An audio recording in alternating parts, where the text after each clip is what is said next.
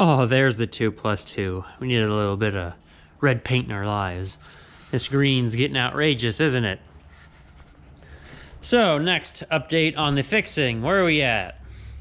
Let's take a look down here. Now, what do we see? We see a lot of light coming up. And why do we see light coming up? This is to show off the amount of wear on the stock rolls.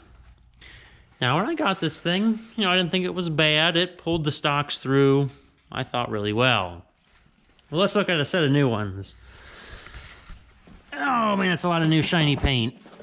Now, when I shine the light through here, that overlap zone, there's not too much light coming through. And with all the green paint, it's hard to decipher what is stock rollers, which is way down here. And these are the new sloping deck plates. I went with sloping deck plates because it's supposed to bring the stock and the ear a ½ inch closer to the rollers. And then grab the little bit of the ear shank to pull the shucks off. That's the thought process behind that. And I set these at 1 1/4 inch opening, and they're supposed to be a little wider at the back because you don't want them to wedge. The original flat deck plates, I measured one of those. Those were just barely over 1 inch, and I thought that was kind of narrow. So we decided to go by I made the executive decision myself to make them a little wider. And this is a sample ear. This ear is from that field for which everything went downhill with the chopper. So this is what we're probably going to ear pick first. It's an ear of corn.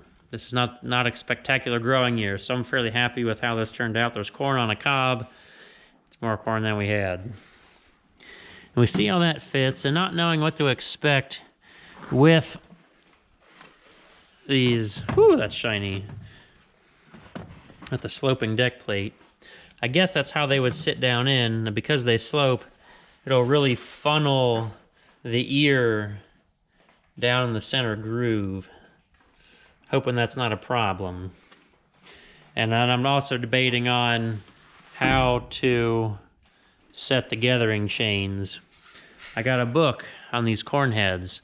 Factory settings were 1.5 inches wide on the deck plates. Well, they get a lot of material through that, and I thought maybe a little too much material. So we tightened them up a little bit. I went with 1.25 inches. Now, from the factory, the gathering chains come staggered. They say you can line up the fingers on the gathering chain for more aggressiveness.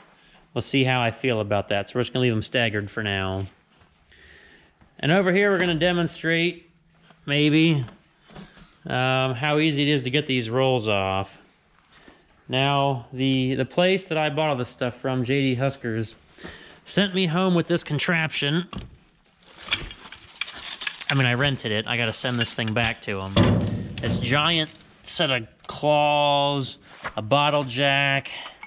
You put the rod in the bottle jack, and you... Oh, I shouldn't say that. And you use the jack to pull the rollers off. And so far, because of, we'll say somebody used proper cornhead grease, and maybe the seals aren't perfect for the ends of the shafts for the rollers, that, grease has gotten out. This is well lubed inside. With a little bit of screwdriver and hammer action, I tapped it off. And I wasn't even trying to take it off. It just kind of slid off while I was trying to set up the jack system. So yes, didn't get to use the big, fun tools. All that holds these on are bolts, 2 bolts, and there's a roll pin that we can't see, but there's a roll pin in the end right there. Really, that roll pin does more than the bolts. The bolts are supposed to create friction. I think the roll pin ends up taking most of the load. So that's where we're at. When we get to pulling these off, we'll show that fun. This has been a really long fix-it video, I know. But you can never have too much fun fixing. This is like day 4 at least of me spending all day tinkering on this thing, and I hope it's the last day. getting tired of looking at it. I want to go out and put some nice yellow corn through it. See a proper color for harvest. Yellow. These are the flat deck plates. As far as wear, I mean, the one edge is rounded, and maybe right here, it's not as flat across the whole length as it could be. But I don't see any issue with them, other than we're just going to try to make things better and hope these sloping characters work better. We have one more thing in the way underneath. So let's climb down here. On a quick side note, this is flooring from a commercial egg layer barn, and it's fantastic to lay on. It keeps us up off the ground an inch, which is great on cold days. Any dirt will fall right through instead of using, say, a cardboard mat or something else, or laying in the dust. What's in the way down here? This vine knife. I have to take this out of the way. This makes sure the rollers stay clear of anything wrapping. Grass, vines, fairly common. You can really see the wear right there. I'll try to get that on camera. That point. The most wear will be right behind the spiral. And that's definitely worn, because the new ones, they're going to have a straight edge all the way down. If we remember seeing the new rollers, they look kind of knobbly. That's because they took nickel chrome welding rod and put a hardened surface to help them last longer. So yep, 4 bolts hold the vine knives on. We're going to take those off, and then we'll see how these pull off. We have the vine knives off. I don't know if there's anything special about those being worn. These 2 bolts that hold the stock rolls on have been a most interesting surprise, because they're a 1/2-inch shank bolt that is a 12-pointed 1/2-inch cap to it. And I got lucky, and I didn't strip the corners off the first time. So with our screwdriver, we're going to do a little bit of digging, and then we're going to get the socket put on there. Hopefully bust them loose, nice and comfortably. We have our handy-dandy 12-sided 1/2-inch socket. It's a regular Craftsman socket. I'm sure for copyright reasons I left that upside down. You know, don't want to give them too much free advertising. We hope that everything is gripping tight. We won't slip. We won't bust a knuckle. And we either broke it or it came loose. Chances are it came loose. Now, JD Huskers has a handful of sheets about how to do all this work. And they say you don't have to remove the deck plates or the gathering chains. But it's nice working with everything from the top, or else we'd be doing this from the bottom, having stuff fall in our eyes. Oh, we can't get this out now. Lovely. Well, we have one of these out. We gotta do this 4 more times. I'll show you guys the roll pins down here when that happens. When these bolts are tightened properly, they should be at 130 foot-pounds of torque. And I imagine these bolts held that. These ones don't look so greasy, so I'm worried this gearbox had better seals. But we shall see. That won't pop out that easy. We just need a lot more force. These are double roll pins. There's a 1/2-inch hole, so a roll pin to match that, then a roll pin inside the roll pin. And hopefully when we smack it, we're going to have to take the inside one out, then we're going to do the outside one. And I hope that's just some dirt. Hoping nobody got idiotic and tried to weld on it. Oh. Let's see how many fingers we bust. I've got this roll pin started. I think the one for this roll, some knucklehead welded in place. But I'll keep beating a hammer on it. The roll pin is out. I put the punch here. We're about to take the hammer and swing on it and see if this stock roll is loose enough. I hope we don't have to use that contraption, but, you know, it's also part of the fun is using crazy new tools.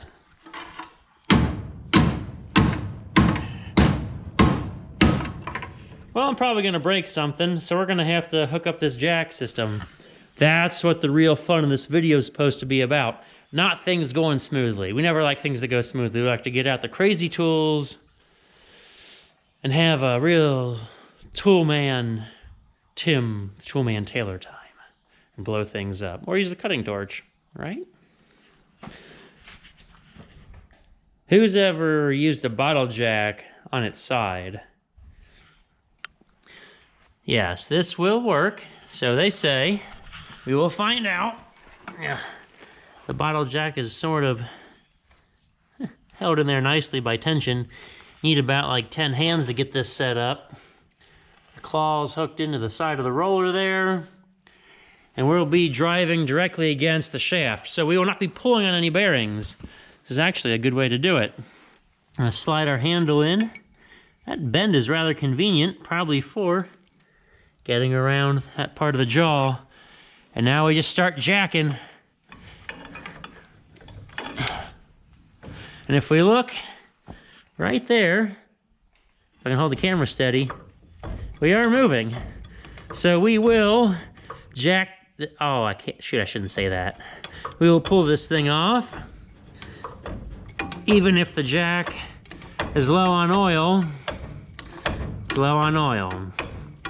Well, we have bottle jack oil, but it moved. It moved. That's the first issue, is getting it to move. Well, that went smoother than planned. We just got to get some oil, fill this poor thing back up, and then pump the handle. If anybody remembers that video where the wagon fell off the blocks, this is a slightly more joyous occasion. Slightly. Well, it's really sunny behind me. We're going to try to stay out of the wind, but we will wrap up our fix-it video with a view of all the parts and shiny new paint on the picker. There's not much shiny new paint except for on the parts. We can see our deck plates, and down in the darkness our fresh stock rollers, oily new gathering chains. We spun it over, everything works. Holy cow, this thing will take your arm off if you look at it wrong. Oh, not too many new parts over here. Still the same old chains. We did put a couple new covers on because somebody just took some sheet metal. I was disappointed about that, but the real good stuff is in here in the darkness. Yep, we saw the rubber before, the brushes. Oh, it looks so good. I can't wait to see it ripping shucks off.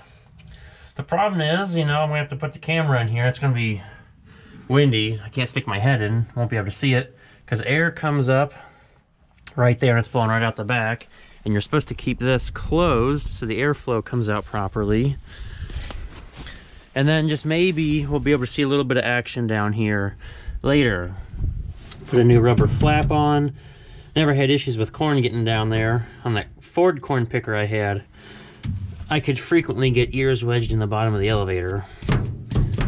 So hopefully that doesn't happen with this. That's most of the new parts. We did shore up the hitch. It was floppy, so we made a different, thicker spacer to go over the bolt in the pinholes when we slide the hitch. I wasn't gonna go crazy and buy the hydraulic hitch kit for this. Well, that's most of the new parts. We did put a couple bearings in. I didn't show that. Maybe we can see them from inside. There we go, shiny new bearings right there. I mean, this trash roll doesn't necessarily get a whole lot of pressure against it. Not a whole lot of high force. And I guess there could be, but I don't imagine it's a lot. So yep, replace those. And I think that's everything. So we'll go ahead and wrap up this fun fixing video, and we'll catch you guys in the field shortly.